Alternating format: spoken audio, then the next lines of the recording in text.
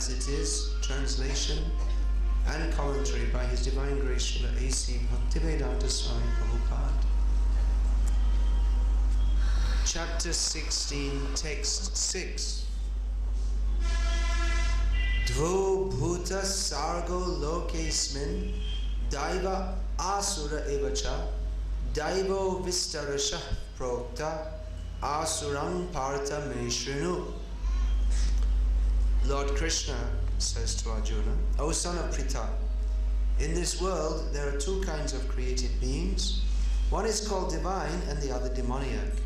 I have already explained to you at length the divine qualities. Now hear from me of the demoniac.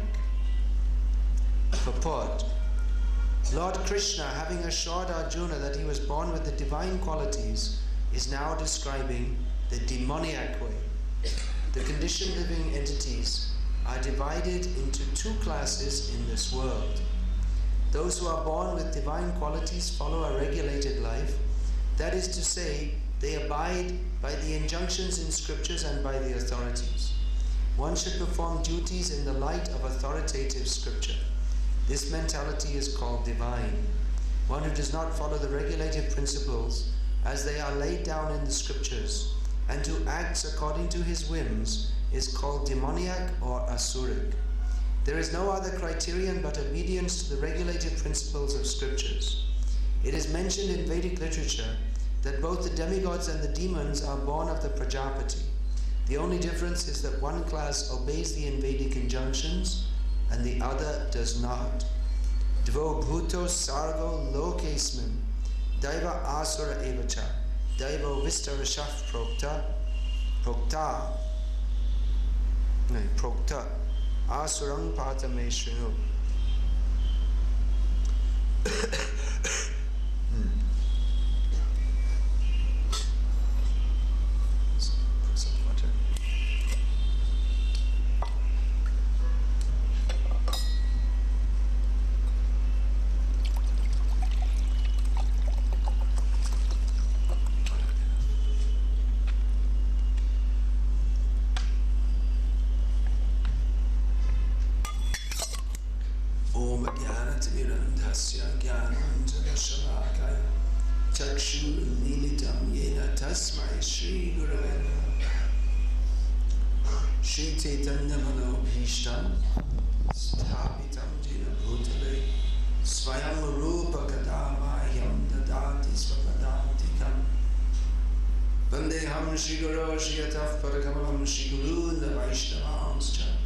Shirupam sagrajatam saganarakunatam vitam tam sajivam sadvaitam savadhutam parajana sahitam krishna chaitanya devam Shiradha krishna padam saganaralita shivashakam vitam sajam. He Krishna karuna sindho dinabandho jagatpate Gopesha gopika kanta radha kanta namostute Tata Kanchana Gaurangi Radhe Vrindavaneshwari Rishabhanu Sute Devi Pranamami Hare Priya Pancha Kalpatarubhyascha Kripa Sindhubhya Evacha Patitanam Pavanebhyo Vaishnavebhyo Namo Namaha. Shri Krishna Chaitanya Prabhu Nityananda Shri Advaita Gadadhara Srivasadi Gaur Bhaktivinoda Hare Krishna Krishna Krishna Hare Hare Hare Rama, Rama Rama, Hare Hare.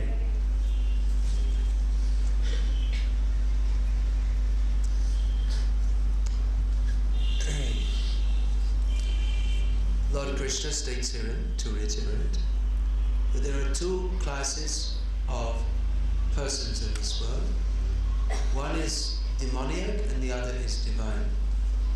And in this chapter, Lord Krishna dilates on the asuric property, the nature of the demons. Actually not the nature, because the nature of everyone is to be a devotee.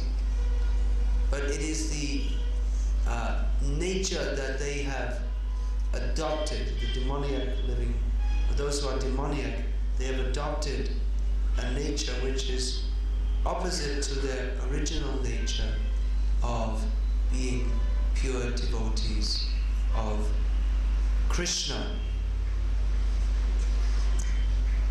Now, who is divine and who is demoniac? Who is Deva and who is Asura? It may be very difficult to understand this actually. To cite a topical case in point, at the present time, the Kanchi Shankaracharya is in the news because he's in jail. We don't expect respected spiritual leaders to be taken to jail on murder charges, but somehow or other he is. Of course, I don't know why anyone should be bothered, because according to his philosophy, it's all false anyway. The jail is false, the arrest is false, and Brahma Satyam Jagan Mithya. There's no difference between being inside and being outside. And from Krishna conscious point of view, we're all in jail. This whole material world is a jail. But anyway, he's in the news at the moment. So, is he Deva or Asura? You would think that a holy man would be a Deva. But according to the description of Bhagavad-Gita, as described in the just two verses from this one. Asatyam apratishtam te jagadahur anishvaram. The demoniac think that there is no ultimate truth, there's no actual substantive basis, there's no ultimate controller. Now, according to Mayavad philosophy, or Mayavad, you can just say, Mayavad means the philosophy of Maya. They recognize the presence of Ishvara, but he's not really Ishvara. Ishvara means the controller, but he's not an independent controller. He's also not the ultimate truth. Ishvara is also a product of Maya, therefore it's called Mayavad.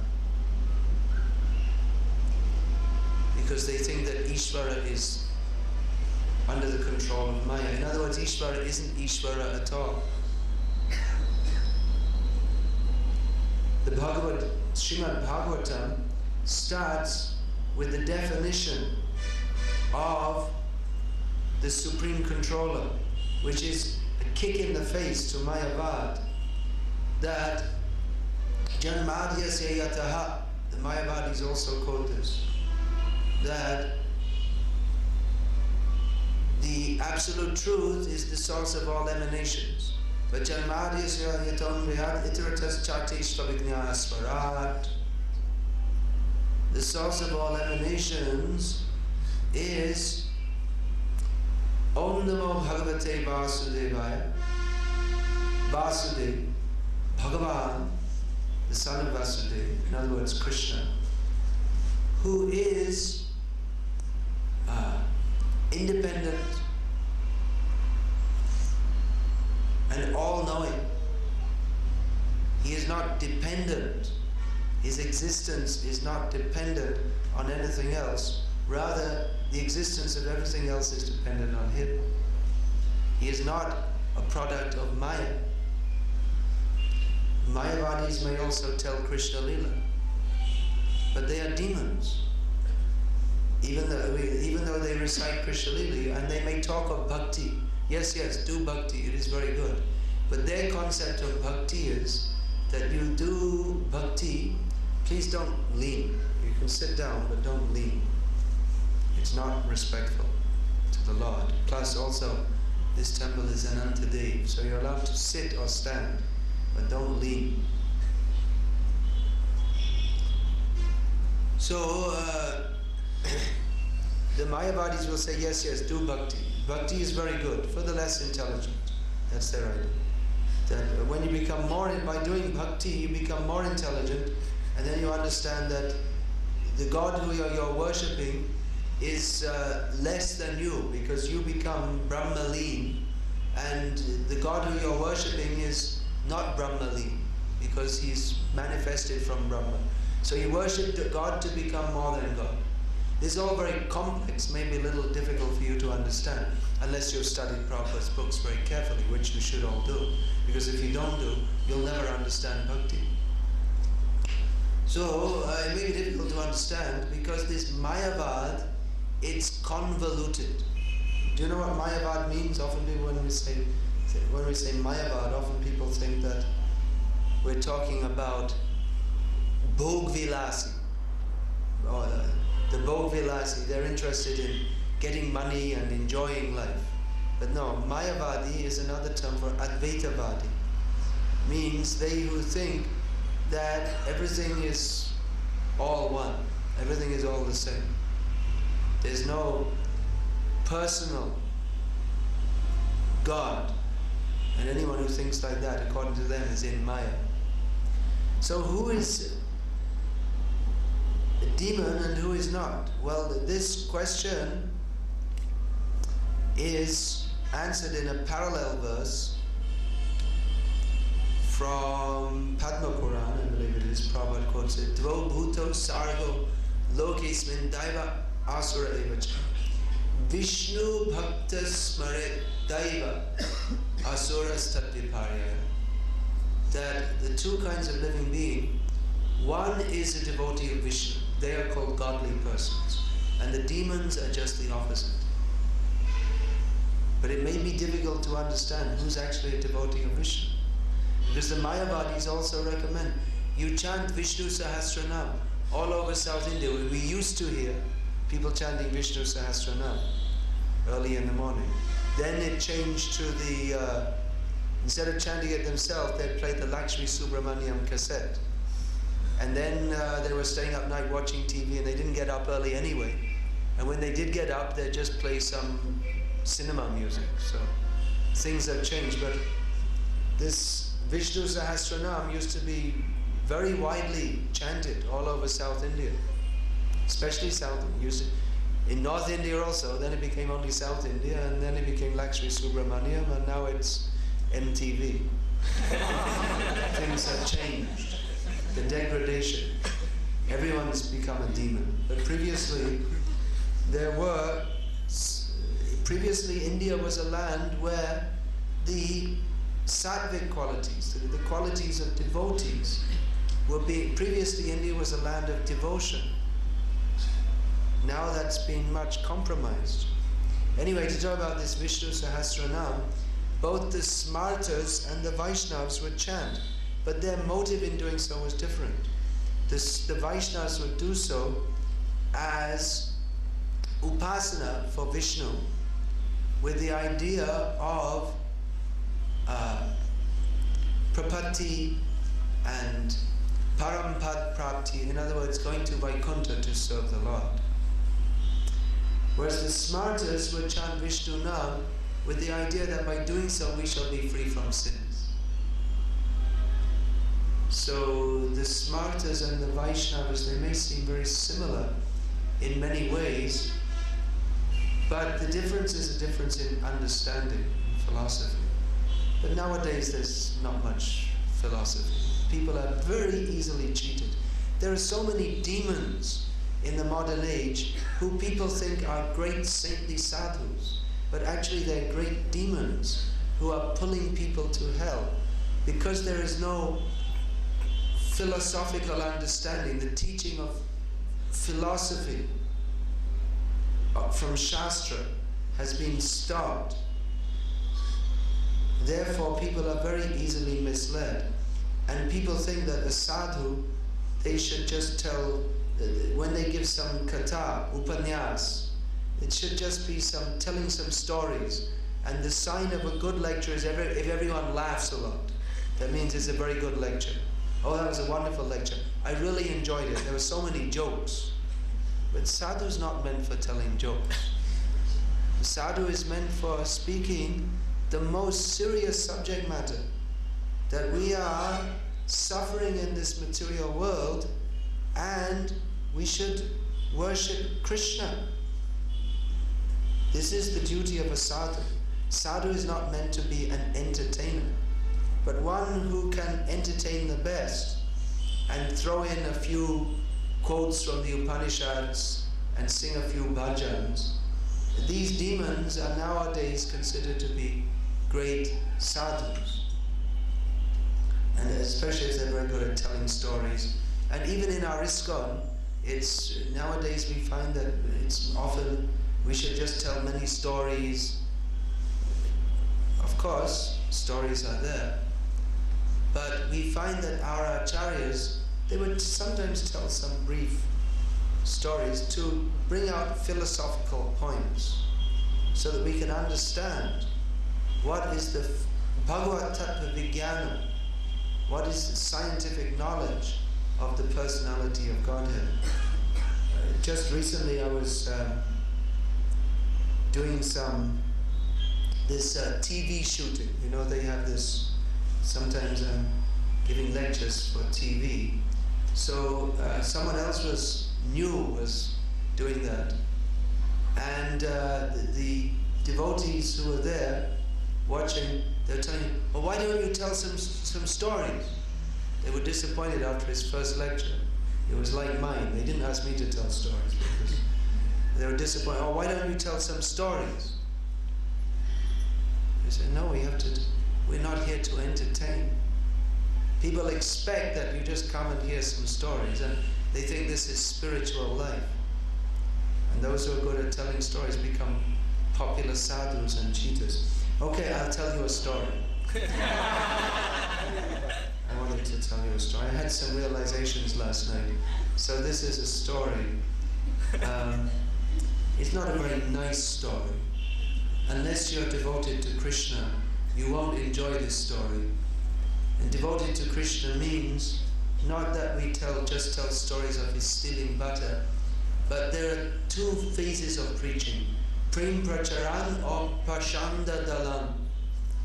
Preaching Prem Bhakti, but also subduing atheism. So this is the story. Story means it's a real life story.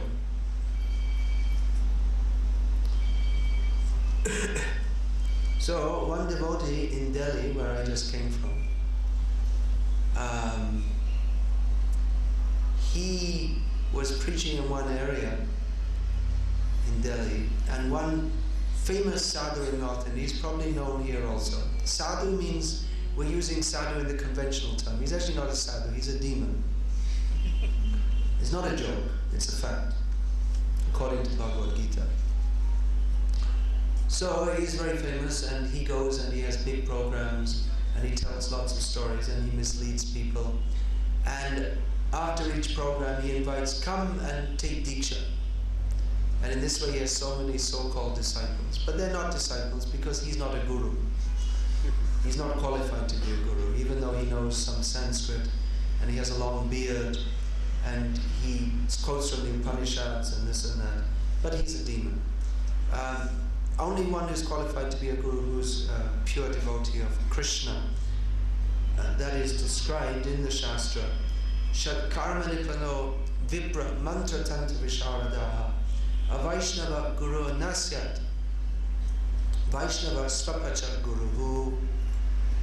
That even if one is very expert in mantras and tantras and karma kanda, and one is born in a Brahmin family and has so many apparent qualifications, if one is not a Vaishnava, if one does not teach that Krishna is the Supreme Personality of Godhead, then he's not at all qualified to be a guru, because a guru means who speaks the truth and who instructs the truth, reality, that Krishna is supreme.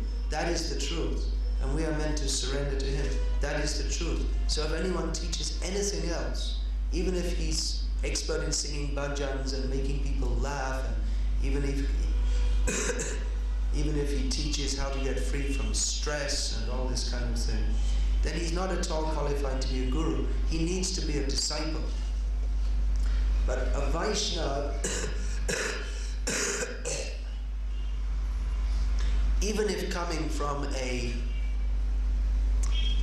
the family of dog eaters. He is a guru and must be a guru because he can teach others what is the actual truth. Krishna is the absolute truth. So this devotee, he found the whole area contaminated by this rascal who calls people and then says, you become my disciple. And what mantra? You want Ganesh mantra? Okay, take Ganesh mantra. You want Krishna mantra? Okay, take Krishna mantra. You want Shiva mantra? Okay, take Shiva. You want Durga mantra? Take this. Whatever you like. But what is the meaning? Guru means he should change the lives and establish this is the truth, not whatever you like, then what's the meaning of being a disciple? So anyway, after that, this devotee he held a seminar in that area, showing in a series of lectures over several days, how this person is not at all a guru, but rather a cheater. And a few people acknowledged that and took to Krishna consciousness, having just been initiated by this big rascal. So-called initiated. It's not initiation. It's not diksha. But what they think in this cheap thing that you just see a sadhu, so-called sadhu for the first time, and he calls you and you take so-called diksha, and he doesn't instruct you even in sadhachara. There's no change in people's lives. They don't even stop drinking tea or coffee. What to speak of surrendering to Krishna? He doesn't teach surrendering to Krishna. He promotes, anyway, we'll get to that more. So anyway, after this devotee thought that this is such a big disease, this guru-giri, this cheating gurus, so-called gurus going around cheating people. So he wrote a book in Hindi with the aim of establishing what is the actual qualification to be a guru. That book's called Guru Kaun Hai. And I have a few copies. Where's that packet I gave you? I have a few copies of that book here. I brought here.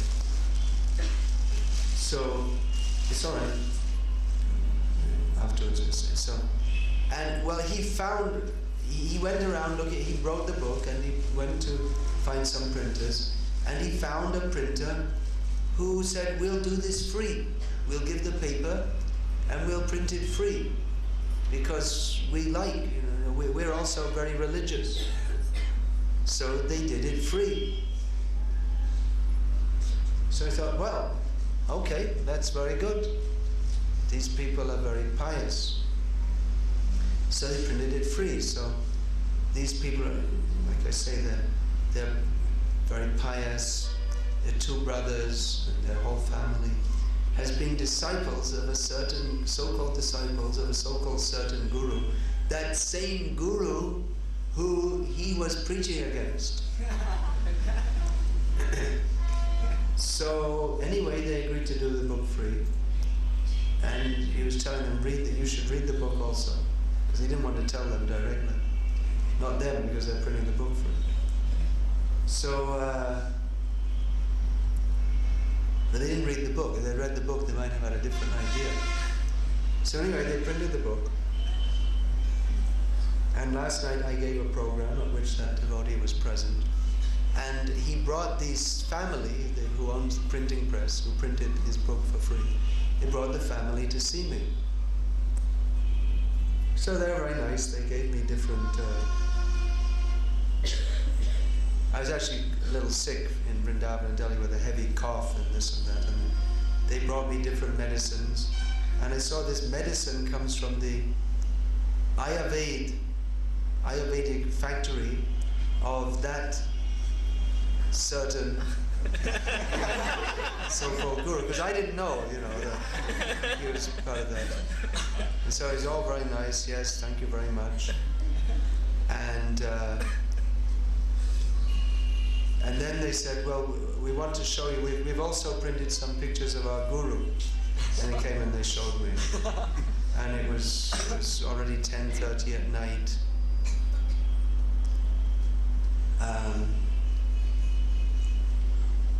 So one prominent feature of this guru, like so many of these other bogus gurus, is that they promote themselves. They don't, just like Prabhupada promoted Krishna. But these persons, they like all their followers and all their stickers, they're just posters of themselves, pictures of themselves. So they showed me a picture of him, and I told them, oh, you are very unfortunate to have him as your guru. And they were shocked. So there was some discussion. I said, actually this man is a cheater, because he's not teaching the truth. He's not teaching that Krishna is supreme. Therefore, he's not qualified to be a guru. He's simply promoting himself.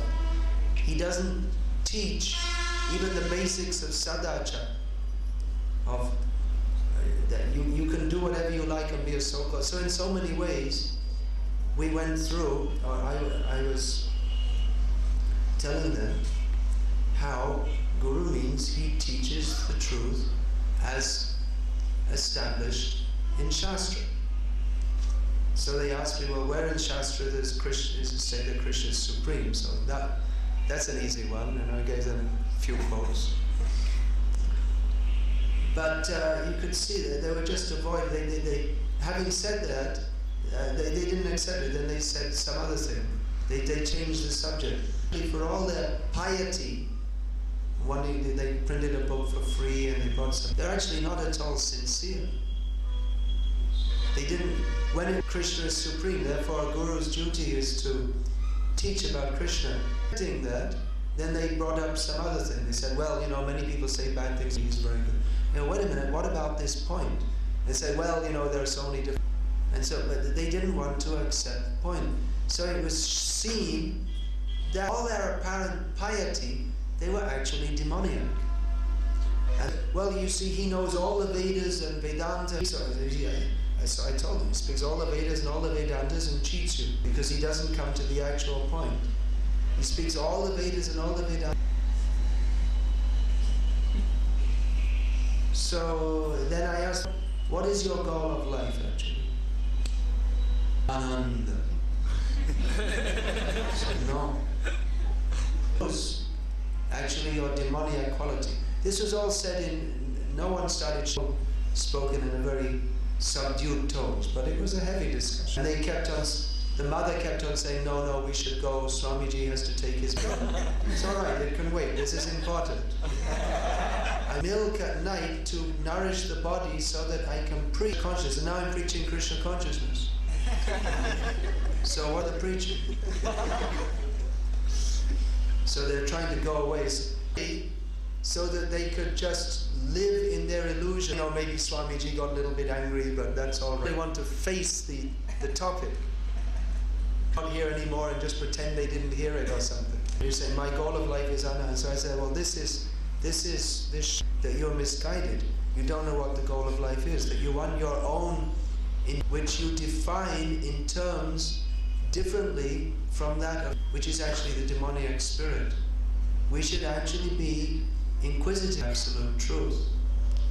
So eventually, anyway, they went away, and I don't know for that devotee, but anyway, it's our duty to speak the truth, people like it or not. Mostly people don't like it. Mostly they don't like it.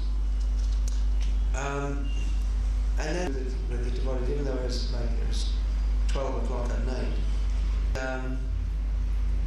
by that time, it was quite a long discussion. So actually, the lecture I'd given that evening, in which they're present, I was talking about the relative positions of Yoga and Bhakti. But I was thinking that after that, there's my realization that this discussion was lost on them, because understanding what Bhakti is, what it actually is, Jnana, Yoga, Bhakti, people have no idea. It's above their heads. To preach, to have people understand what is Krishna consciousness, we have to speak very basically. Even if we talk of Bhakti, people say, oh yes, Bhakti, very nice. Actually, Bhakti is.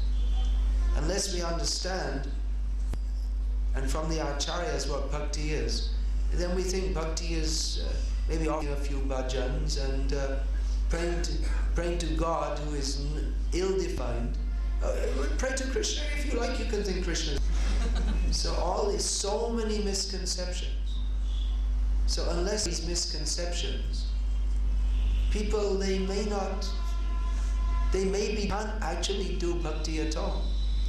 It will be all mixed with offense, and they'll retain their material attachments. Unless we clearly define what is bhakti, that means who is Krishna, who are we, what is our relationship with him. Unless we make it clear to people that the only goal of life is Krishna consciousness, then they're never going to be on the path of Shuddha Bhakti.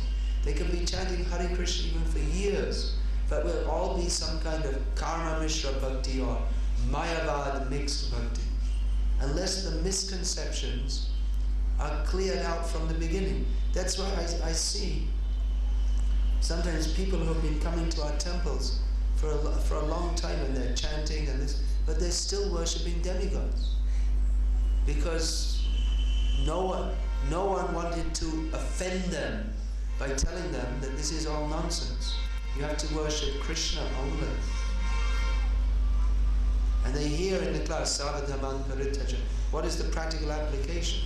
Someone has to go to their house and clean it up. That means clear out all the pictures of bogus gurus. Clear out all the books written by these cheaters and rascals in the name of spiritual life. Someone has to tell them at some point that practically everything you learned in the name of Hinduism is totally bogus. Because what's going on in the name of religion nowadays, it's practically all cheating. All these so-called gurus, they're actually demons, because they don't teach to surrender to Krishna.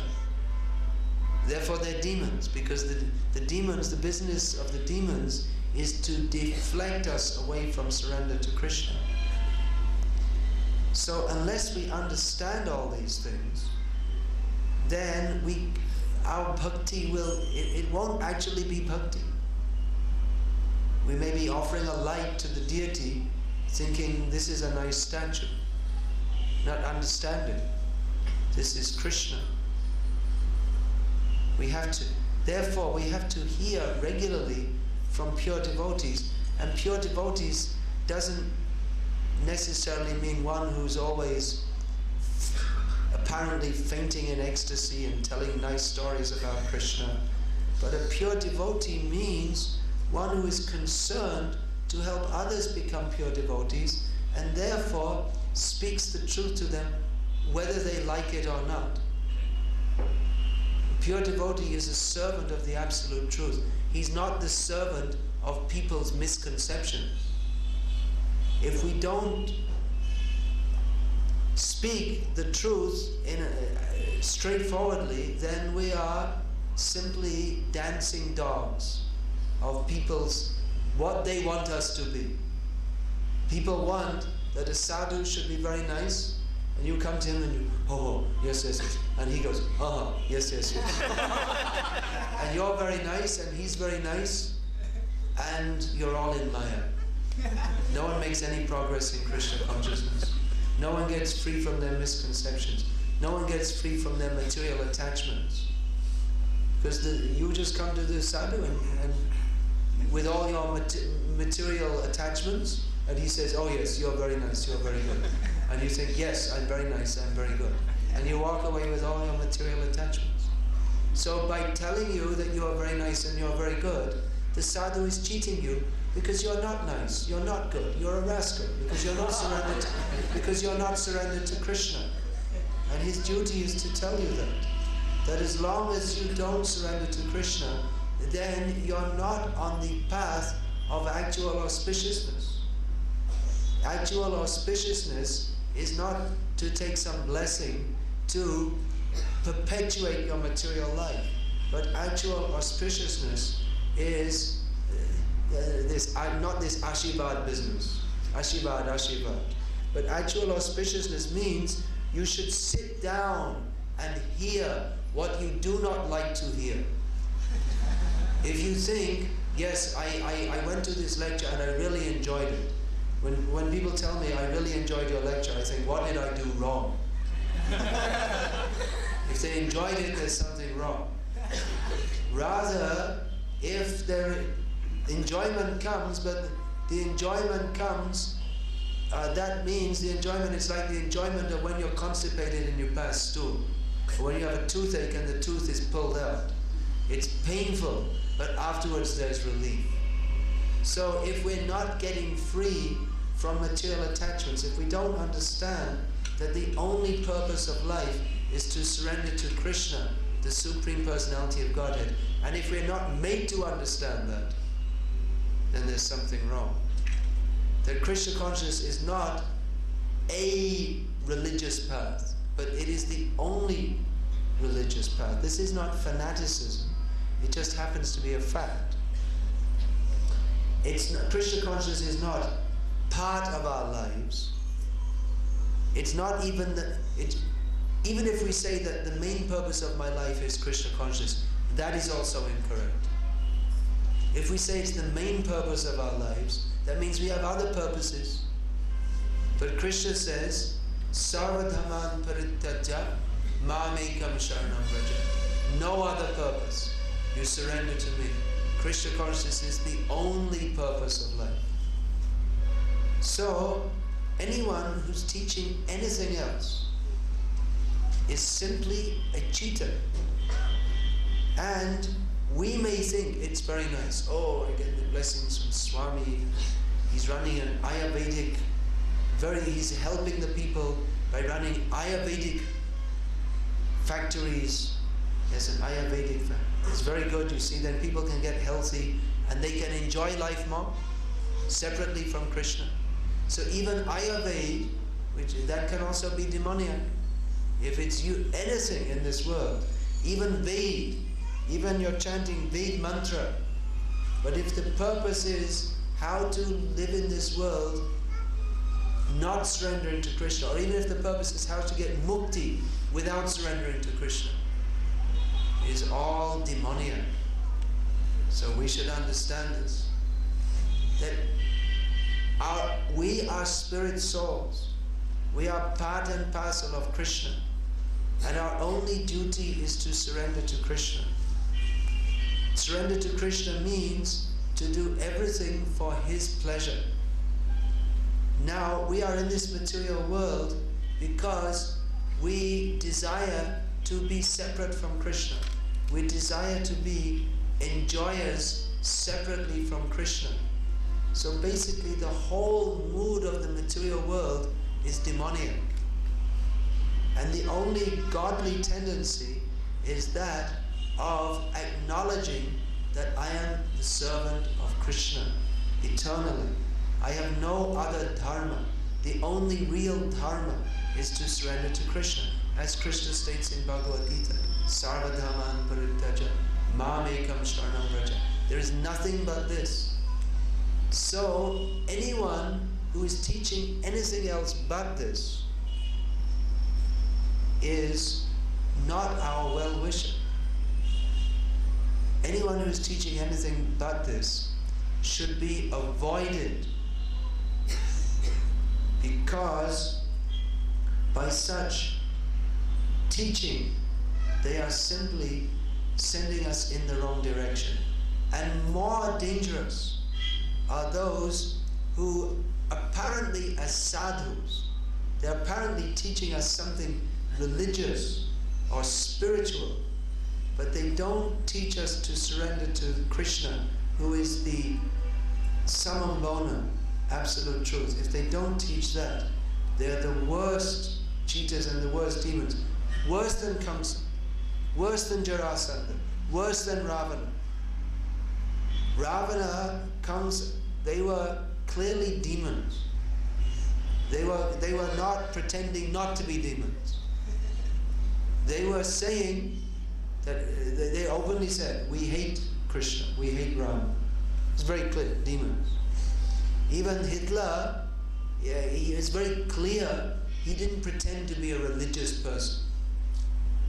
But these persons who pretend to be religious and spiritual, but who teach anything else but surrender to Krishna, they are worse than Hitler, worse than Stalin, worse than Kamsa, Jarasandha, Ravana, because they are pretending to be our spiritual well-wishers. But in the name of spiritual life, they are misleading us. And instead of setting us on the path of auspiciousness, in the name of religion, they are opening wide the doors to hell. So please be very careful and understand this Krishna consciousness clearly, what it is. If we understand what it is, in the beginning we may not like it, because Krishna consciousness means that to surrender to Krishna, we have to give up all our material attachments. And we don't want to. So we think, I have Krishna and have my material attachment also. Well, there is some provision for that. There is some provision. Because this world being what it is, and ourselves being so miserably fallen and attached, there is some provision for that. That yes, you can live with your family, but in family life, you have to, even there, you have to give up material attachments. By, in family life, making the center clearly Krishna consciousness. Otherwise, if it's simply that, the main interest is how to enjoy family life, and we also have a picture of Krishna in the corner that we wave some incense at when we remember, then that is not Krishna consciousness. That might be a little bit better than something else, but this Krishna conscious movement is not meant to create a class of materially attached people who worship Krishna. It is meant to create pure devotees of Krishna, persons who are surrendered to Krishna. So even if we do have material attachments, at least we should recognize them. And then we can start to overcome them. We should know what is Krishna consciousness and what is Maya. And not try to mix the two things up, like these demoniac so-called gurus. They yes, this is chant some Veda mantras, and take Ashirvad from Guru. There's the main point I was telling to these people, why he's a demon. Because they take all the worship that is meant for Krishna and direct it towards themselves. They'll have big pictures of themselves everywhere, and they enjoy being worshipped. Guru should be worshipped, but as a representative of Krishna, and he should direct the worship of his disciples toward Krishna. Not that he makes himself the central object of worship. He should be worshipped because he is in relationship to Krishna. Not that he sets himself, you get that point? Not that he sets himself up as an independent object of worship. So such persons, they're actually very great demons, because they want that tendency to approach a guru and to engage in spiritual life. They take that and they direct it towards themselves instead of directing it toward Krishna. Therefore, these persons are the worst cheaters. We should be very careful. Don't be ensnared by these cheaters. Take to Krishna consciousness. With this understanding, if from the very beginning we can understand Krishna is the supreme enjoyer, I am only meant for his enjoyment, then we can enter into bhakti. Otherwise, even if we think bhakti is for my enjoyment, yes, it was a great kirtan. The other night someone came to me and said, oh, we just had a wonderful kirtan. We all enjoyed it very much. And I said, well, that kirtan was not wonderful because you were doing for your enjoyment.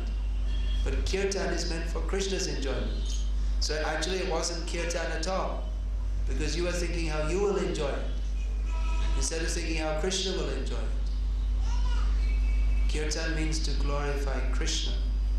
So actually we cannot do kirtan. Kirtan is not possible without Shravan, without hearing who is Krishna and how to glorify him.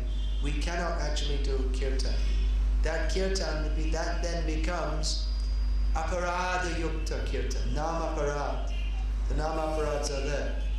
To consider the devas equal to Krishna, to think that, just like the smartas I was saying, they chant Vishnu Sahasranam to get rid of sins.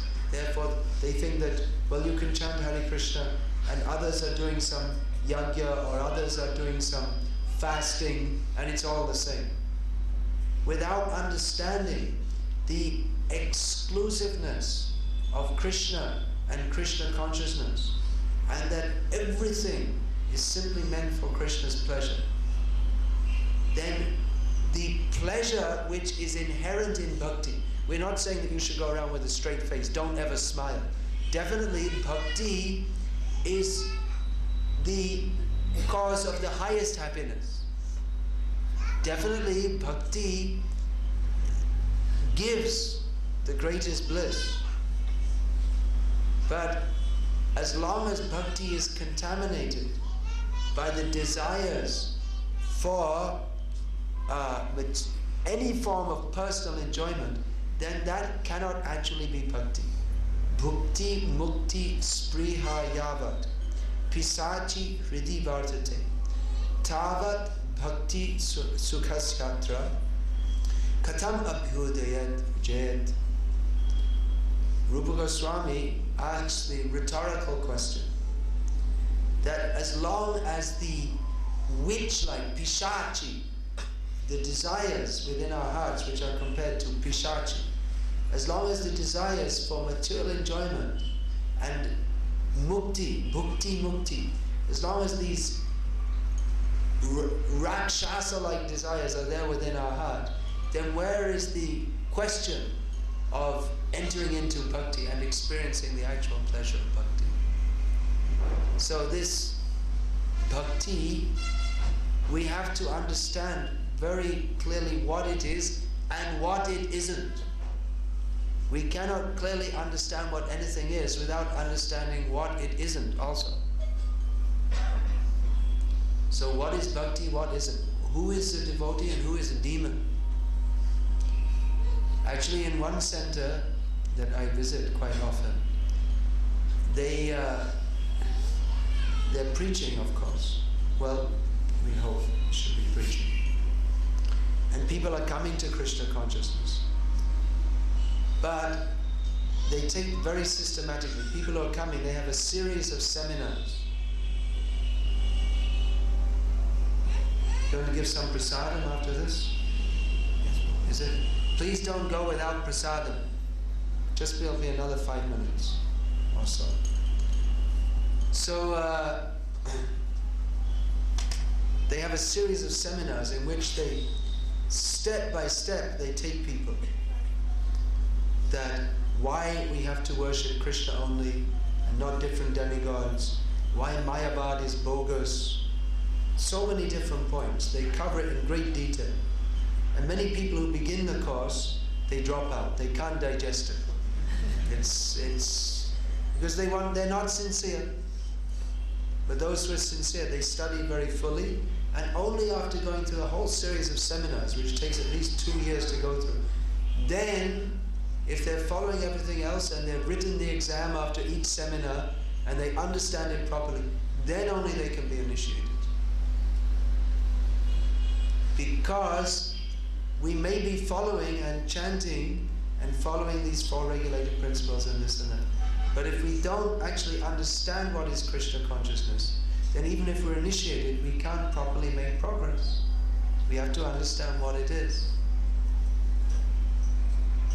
So we should understand very clearly what is Krishna conscious, what isn't. We shouldn't sentimentally think that everyone who's got a long beard and says Hari Om is a sadhu. We should know what is reality and what is not. The Srimad Bhagavatam, the specific specialty of the Srimad Bhagavatam is that it is describing reality distinguished from illusion for the benefit of all. We cannot actually have benefit in our lives unless we understand what is reality and what is illusion. That means what is Krishna consciousness and what isn't. Reality means to understand Krishna as he is, to understand Bhagavad-Gita as it is. And if we don't understand Bhagavad-Gita as it is, then we may know all 700 verses of Bhagavad-Gita, but it won't help us at all.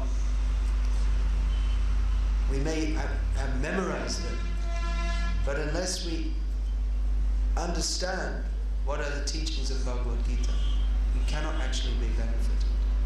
So this Krishna consciousness, it is when Prabhupada was asked about what is Krishna consciousness, there's one interview you'll find in this book, Science of Self-Realization. Prabhupada said, Krishna consciousness is not a religion as such, but it is a thorough education in the principles of spiritual understanding. So please take this education. We need to be educated. We are all, in terms of spiritual knowledge, we are like foolish children. Children are foolish and no one resents them for that. But they should go to school. Not this demoniac school where they teach you Darwin's theory, but the general idea is that children should be educated. And then they can become sober. They can understand what is what. Of course, in the modern schools, they teach you how to become a demon. Unfortunately. Slaughterhouse education. But that example is there. So in the same way, in terms of spiritual knowledge, we are all foolish. Unless we have education in spiritual knowledge, then we will remain foolish. So this idea, you just go to a guru, he gives you diksha, and then he gives you ashirvad, this is all nonsense. The guru is supposed to give spiritual education.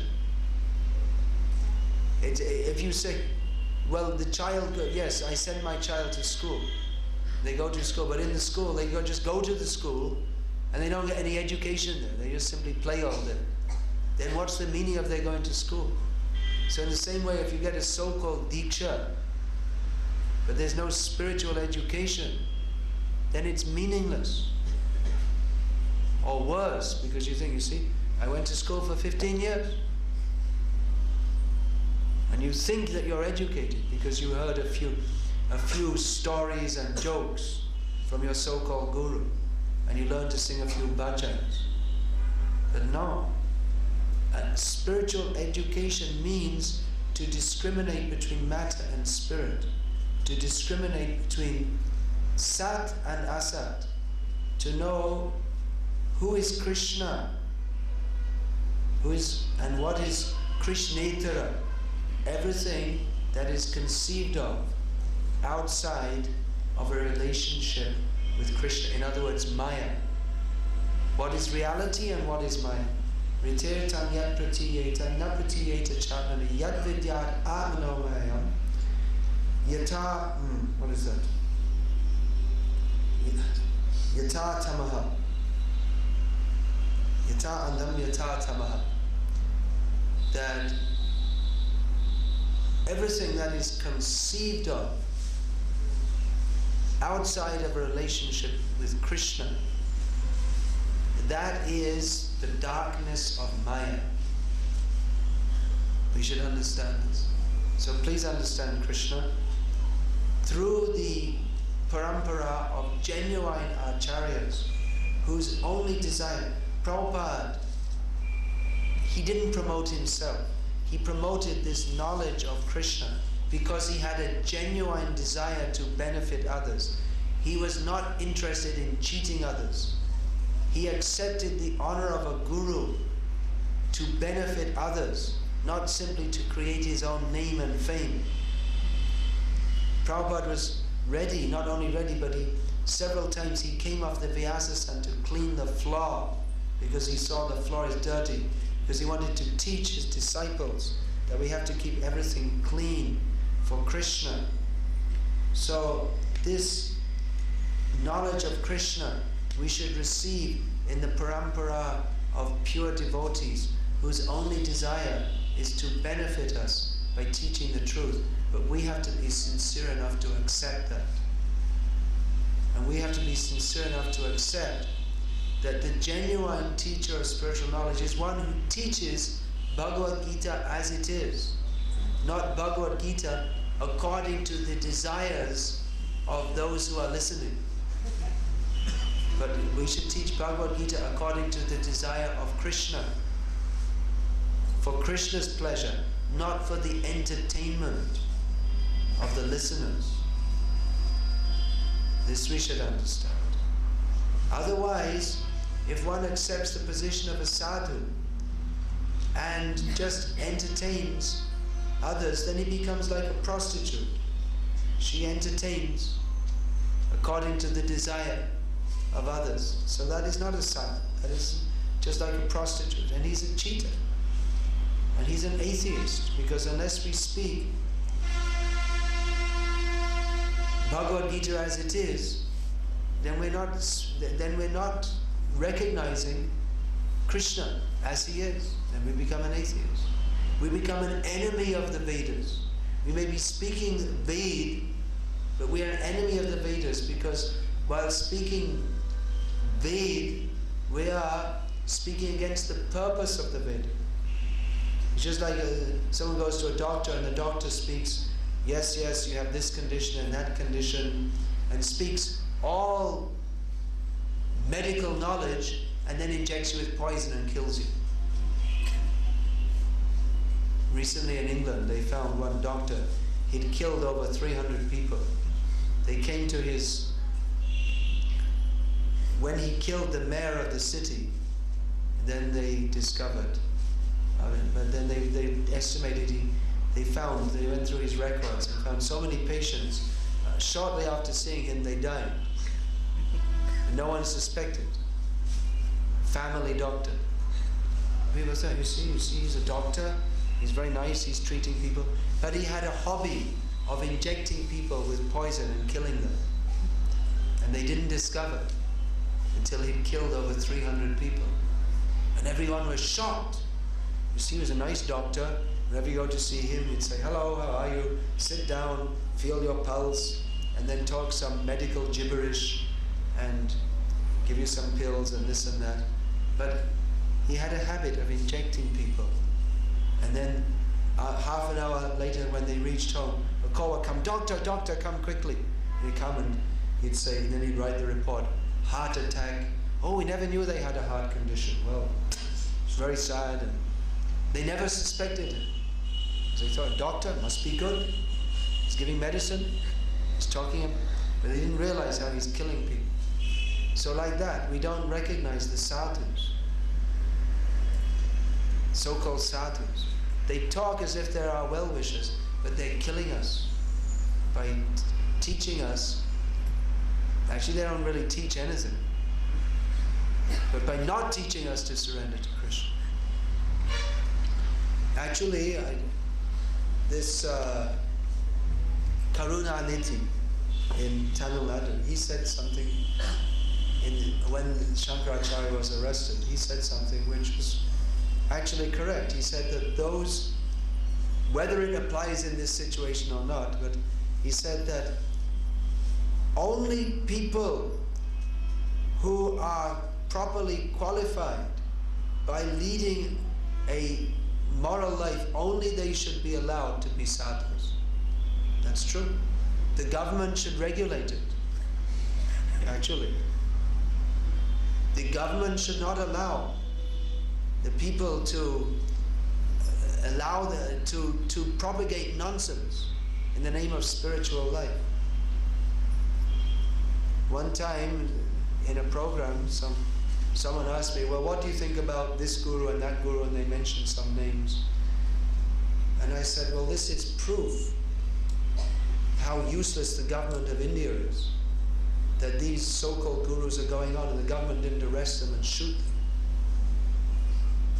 Because they're doing so much damage, just like you say Hitler was so bad. But these so-called gurus are much worse.